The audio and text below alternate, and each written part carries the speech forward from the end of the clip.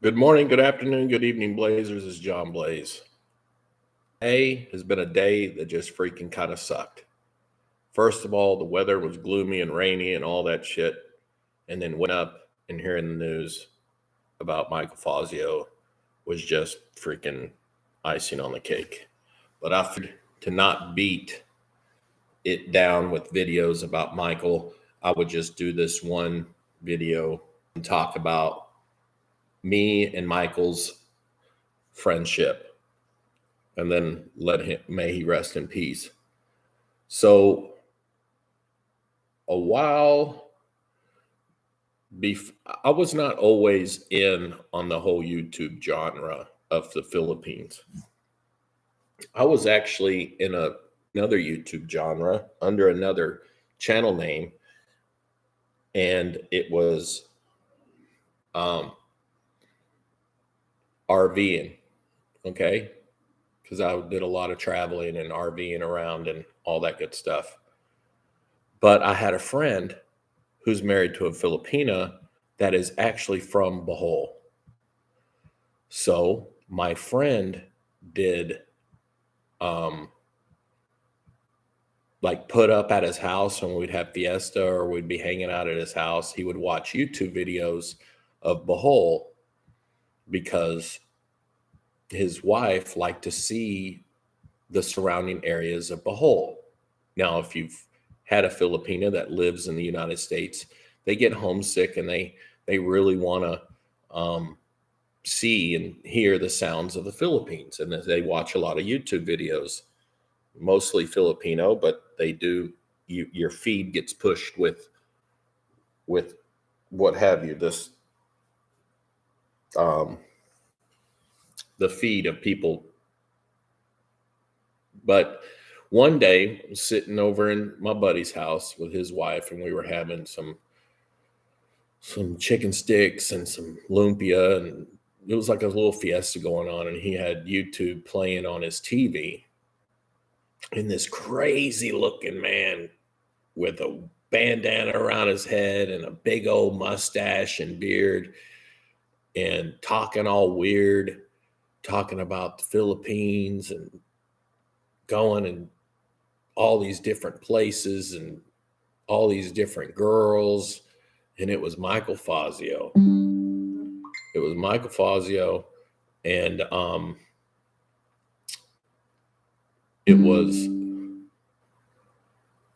I was started just kind of watching while I was there. And he was staying in pension houses. He didn't have the property yet. He was still kind of going all over the Philippines. And he was using that website, dating site. I think it was called Cherry Blossoms at the time. I never commented on his show. And then he started, when he settled in at the on Bohol, right next to the hotel where he's at now, and he started doing more videos there. Daisy May hit the scene, and Super Chat kind of became a thing on YouTube. So when Super Chat became like the first thing, whenever that year was, I would be on my original RV channel and I would send him some Super Chat, and I found him very entertaining. Well, shortly after that, I was already had a plan to come see my wife in the Philippines, and we were going with that same couple to the Philippines, and we were going to go to Bohol. So we, instead of we actually, me and my buddy traveled together with his wife, and we flew into Taipei, and then we landed in Cebu, and that's where my wife and met up with us, and then we went over to Bohol. And while we were at Bohol, we just so happened to be down in Panglao, and I knew that Fazio lived somewhere near Alona Beach. So I messaged Fazio and told him that I was in the Philippines, and he agreed to meet me the next day. And this is when he was starting with all the BS on YouTube. And we hung out, me and my friend and his wife and my wife. We all hung out there in Alona Beach, where Daisy May actually used to do Zumba. And right there in the middle, right there where the stage is at, we chit chatted for hours, and he went back to his place, and we went on with our thing. And then a couple days later, we met up again and bullshitted, and then carried on. Came back to the Philippines again, went to Bohol again, met Fazio again, brought him some products from the United States that he needed to put together an engine. We we went out and we had pizza, and we hung out at the resort, and I drank coffee, and he would talk and tell me about his life, and I'd tell him about mine. And every time I was in the Philippines, I'd go see him. Well, this last go around, I didn't see him. I stayed in the Davao area and didn't go back to Bohol.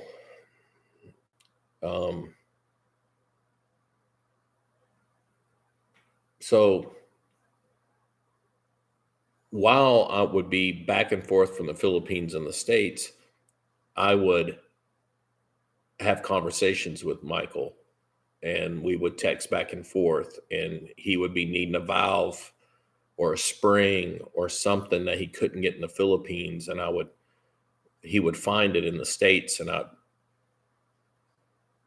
offer to procure that for him and send it. Reading glasses, whatever he was needing, I would try to grab it for him on my way back into the Philippines. And someone already hooked him up with like 5 or 6 pairs of reading glasses and all that good stuff. And you've seen his live streams where he talks about the quality of stuff in the Philippines and everything else. One thing about the leg saga, right? The infection that was on his leg that would get better, then it get worse, and then it get better, and it get worse. And it's more been on the mend this whole time. But he was frustrated because when it was first going on, he couldn't get anyone to do a culture test. Okay. Now he lives on Bohol. He's goes to the hospital there in Tagbilaran City, the largest, most advanced city on Bohol. And he went there, and they gave him stuff, and then he would go back because it's not working. They give him some more stuff, and he'd go back, and it wasn't working. They give him some more stuff. So when he went to his trip to Vietnam, when he went to Vietnam, he actually got a culture test of the sores on his leg, and they gave him the exact thing that was going on, as whatever was on his leg. They gave him the same. They gave him the name of it and what medicine counteracts that. So he got some medicine in Vietnam and was taking it, and he could automatically feel and see that it was healing up. So he knew, damn, why didn't they just do that in the Philippines? So he comes back with that information, goes to his doctor, and says, hey, I need this medication. This is what I have. I got a culture done in Vietnam. I've been taking this medication. It's working. Well, the pharmacies in the Philippines didn't have the milligram level that he was taking. So basically, he would need to take 2 tablets to be on the same milligram level to fight the infection on his leg. Well, the doctors would never write more than 10 days worth, and they were giving him half the dose. So he was having to take 10 days worth in 5 days, and then they wouldn't let him have more than 10 days worth. So you can see the problem he was having. So he went to other doctors, and he went to other doctors, and he was trying to get the same prescription so he could double up on the prescription so he could take the medicine he needed at the dosage he needed to get rid of the infection on his leg, which he did. Before this mosquito bite, his leg was healed up. Then this mosquito bite got him.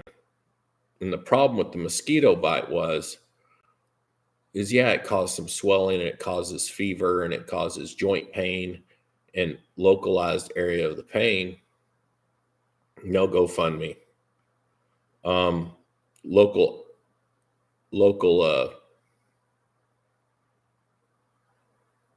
localized pain in the area, but the swelling got so bad that it split his skin, and went back to the doctor, and the doctor said, "Oh, just treat it like a regular wound. If swelling will go down, and these will slough off, and this will get better, and just take this medicine and all this other stuff." Well, evidently, one, it wasn't really the right medicine, and evidently he needed more treatment than just go home and sleep it off. So the reason why he wasn't on YouTube is because he couldn't physically do YouTube. He couldn't walk. I talked to him many times during the time he wasn't on YouTube, and he was laid down. He had a full beard going on. He couldn't get out of bed. And when he did get out of bed, it was just to eat, go to the bathroom, and get more water. He was unable to make trips to go get food. He had the neighbors' kids fetch him stuff. It was pretty bad. But he was on the mend. The last time I talked to him was a couple of days ago, and he was doing all right. And everyone were already saying that he was dead and all this other stuff. And when I found out today that he did pass away, that he went to the hospital yesterday and pretty much gave directions to the nurse on staff that someone would be coming, and if he's not alive when they get there, this is what he would like them to do. And his chaperone didn't get there till 8 p.m. He died at 10 a.m. So what does that mean? If y'all didn't know, Fazio has family in the States. Fazio was a father, was a father. He'll always be a father, but he's passed. But so there's people that are in the States that are grieving, that would like to know that his body is laid to rest. And that's what's happening now. What's happening today is Philippines time is getting in touch with the family members and getting guidance from them. No GoFundMes, no money streams, nothing like that. It's not required. It's not required. Everything's going to be taken care of. Mrs. Blaze and Daisy May are meeting up. Whatever Daisy needs, Mrs. Blaze will take care of it. So as far as Daisy's concerned, she'll be fine. As far as Michael's effects, Daisy will take care of that. And Michael wanted to be buried in the Philippines. So that's what's going to happen. And some of us will know where Fazio is going to be buried. and we'll keep that on the back channels away from certain individuals on YouTube that would go and desecrate his grave. Do live streams of them destroying his grave. We don't need any of that because that's how they are. That's what they're made of. You know, they'll call Fazio names, and they'll call him a troll. They'll call him, you know, disgusting, whatever, all the trollish shit that they would call Michael. But they would love to find out where his body is resting, and they would it would not surprise me if someone didn't go there, do a live stream, dig up his body, and like do something to it on a live stream. It would not put it past, I would not put it past them. And that's what's sad. So the people that I know of that Fazio was close to will know exactly where it's at, where his body's at, where his family's at, or his family will know. And, you know, Fazio's stuff is it's just stuff. I've never had a problem with Michael. He's always been a friend to me. His eccentricness, if that's what you want to call it, it's kind of his shtick, was what he was famous for. His cock is famous on YouTube throughout the world to the United States. On paper, in the minds of youngsters that should never have known about his cock, police officers that should never have known about his cock. It's crazy. But his cock will live in infamy. And, you know, the banging the pot, making a lot, you know, I expect that people are going to go and snip a bunch of blooper reels and funny comic reels of Fazio's best moments and do that for a while. And this is what's crazy is, you know, Fazio only had maybe 200 really good subscribers that really supported him. And he had a smaller number than that he kept in contact with off YouTube. And, you know, and even a smaller number than that actually hung out with him. So it is what it is, but he will live on.